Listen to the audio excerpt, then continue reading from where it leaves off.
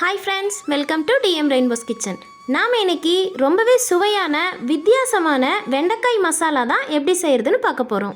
White rice கூட மட்டும் இல்லாமல் வெரைட்டி ரைஸ், சப்பாத்தி, பூரி கூட வச்சு சாப்பிடவும் சூப்பரான டேஸ்ட்டில் இருக்கும். இந்த டேஸ்டியான வெண்டைக்காய் மசாலாவை ஈஸியாக எப்படி செய்யலான்னு பார்க்கலாம் வாங்க. வெண்டைக்காய் மசாலா செய்கிறதுக்கு முதல்ல 1 கப் புளிப்பில்லாத கெட்டியான தயிர் எடுத்துக்கோங்க. தயிர் அதிகம் புளிப்பு இல்லாமல் பார்த்துக்கோங்க, அப்போ தான் கிரேவி நல்லா டேஸ்டியாக கிடைக்கும். இப்போ இந்த தயிரில் 1/4 ஸ்பூன் அளவு மஞ்சள் தூள் சேர்த்துக்கோங்க, 1 ஸ்பூன் மல்லித்தூள், 1/2 ஸ்பூன் கரம் மசாலா தூள் சேர்த்துக்கோங்க. காரத்துக்கு தேவையான அளவு மிளகாய் தூள் சேர்த்துக்கோங்க. நான் இன்றைக்கி 1 ஸ்பூன் காஷ்மீரி மிளகாய் தூள் சேர்த்துருக்கேன். இப்போ இந்த மசாலாவுக்கு தேவையான அளவு உப்பு சேர்த்துக்கலாம், 1/2 ஸ்பூன் உப்பு சேர்த்துக்கோங்க. இப்போ ஒரு கரண்டி வச்சு இந்த தயிர் கூட நம்ம சேர்த்துருந்த மசாலா எல்லாமே நல்லா மிக்ஸ் ஆகிற அளவுக்கு இது போல் கலந்து எடுத்துக்கோங்க. இதுக்கு பதிலாக உங்ககிட்ட பீட்டர் இருந்தால் கூட நல்லா பீட் பண்ணி எடுத்துக்கோங்க, நல்லா க்ரீமியாக கிடைக்கும். இப்போ ஒரு கடாயில் 2 ஸ்பூன் ஆயில் சேர்த்துக்கோங்க. ஆயில் நல்லா சூடானதுக்கப்புறம் 1 கப் வெண்டைக்காவை இது போல் கட் பண்ணிவிட்டு சேர்த்துக்கோங்க. நான் இன்றைக்கி கொஞ்சம் பெரிய துண்டுகளாக சேர்த்துருக்கேன், உங்களுக்கு சின்னதாக துண்டுகள் வேணும்னாலும் கட் பண்ணிவிட்டு சேர்த்துக்கலாம்.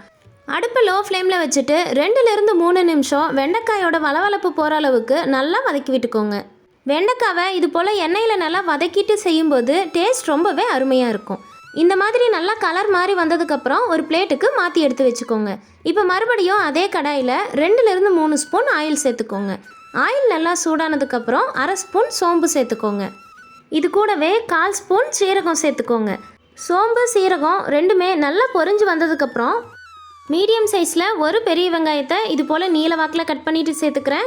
உங்களுக்கு வெங்காயத்தோட ஃப்ளேவர் அதிகமாக பிடிக்கும்னா 2லேருந்து 3 வெங்காயம் வரைக்கும் நீங்கள் சேர்த்துக்கலாம்.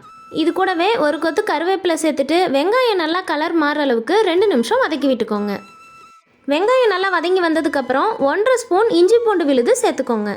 இஞ்சி பூண்டோட பச்சை வாசனை போகிற அளவுக்கு 2லேருந்து 5 நிமிஷம் அடுப்பை லோ ஃப்ளேமில் வச்சுட்டு இது போல் நல்லா வதக்கி விட்டுட்டே இருங்க. இப்போ இந்த ஸ்டேஜில் நம்ம ஏற்கனவே தயிர் கூட மசாலா பொருட்களெல்லாம் கலந்து எடுத்து வச்சுருக்கோம்ல, அந்த மிக்சரை சேர்த்துக்கோங்க. இப்போ கரண்டி வச்சு ஒரு முறை நல்லா கலந்து விட்டுக்கோங்க. உப்பு காரம் சரி பார்த்துக்கோங்க.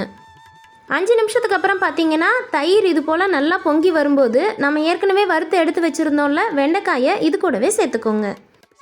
வெண்டைக்காவை நம்ம ஏற்கனவே எண்ணெயில் வதக்கிட்டதால் சீக்கிரமாகவே வெந்து வந்துடும். அடுப்பு ஹை ஃப்ளேமில் வச்சுட்டு 5 நிமிஷம் மட்டும் நல்லா கொதிக்க விட்டுக்கோங்க. 5 நிமிஷத்துக்கு அப்புறம் பார்த்தீங்கன்னா கிரேவி நல்லா திக்காகி இது போல் சூப்பராக வெந்து வந்திருக்கும். இப்போ கடைசியாக பொடியாக கட் பண்ண மல்லி இலை, புதினா தூவிட்டு அடுப்பை ஆஃப் பண்ணிவிடுங்க. அவ்வளோதான், நல்ல டேஸ்டியான டிஃப்ரெண்ட்டான வெண்டைக்காய் மசாலா சூப்பராக ரெடி ஆகிடுச்சு. இந்த வெண்டைக்காய் மசாலா ரெசிபி உங்களுக்கு பிடிச்சிருந்ததுன்னா லைக் பண்ணுங்கள், உங்கள் ஃப்ரெண்ட்ஸ் அண்ட் ஃபேமிலி கூட நிறைய ஷேர் பண்ணுங்கள். மறக்காமல் டிஎம் ரெயின்போஸ் கிச்சனை சப்ஸ்கிரைப் பண்ணிக்கோங்க. தேங்க்யூ.